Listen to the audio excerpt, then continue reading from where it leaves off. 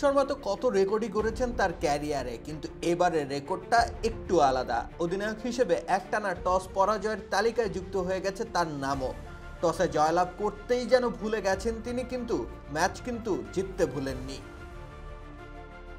নিউজিল্যান্ডের বিপক্ষে টসে নেমে কল করেন রোহিত শর্মা। তিনি হেডস কল করলেন, কিন্তু মিশেল স্যান্টনার এ দফা জিতে গেলেন। জিতে গ্রুপে চ্যাম্পিয়ন নির্ধারণের ম্যাচে আগে বোলিংয়ের সিদ্ধান্ত নেন নিউজিল্যান্ডের অধিনায়ক।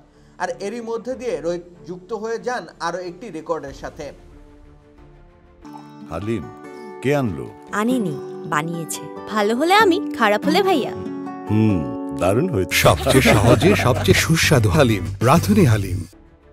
এখন অবধি অধিনায়ক হিসেবে একটানা 10টি টস হেরেছেন রোহিত শর্মা। টস ভাগ্য যেন কোনোভাবেই সহায় হচ্ছে না রোহিতের। ভারতের ভাগ্য যেন আরও খারাপ। একটানা 13টি ওয়ানডে ম্যাচে টস জিততে পারেনি ভারত, তাতে কি আর আসে যায়? জয় ভাগ্য তো তারা নিজেদের পক্ষে ছিনিয়ে নিচ্ছে প্রায় প্রতিবার। অধিনায়ক হিসেবে একটানা টস হারের রেকর্ডে কিন্তু শুধুই রোহিত আছেন বিষয়টি তেমন নয়। সবার উপরে রয়েছেন ক্যারিবিয়ান কিংবদন্তি ব্রায়ান লারা।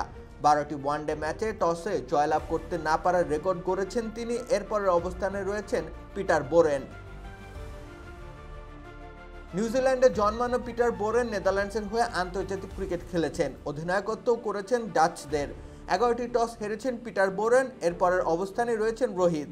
সম্ভাবনা প্রবল বাকি দুজনকেই ছাড়িয়ে যেতে পারেন রোহিত শর্মা, কিন্তু দিন শেষে চ্যাম্পিয়ন্স ট্রফিটা ঠিকই উঁচিয়ে ধরতে চাইবেন তিনি। রাকিব হোসেন রুম্মান, খেলা 71।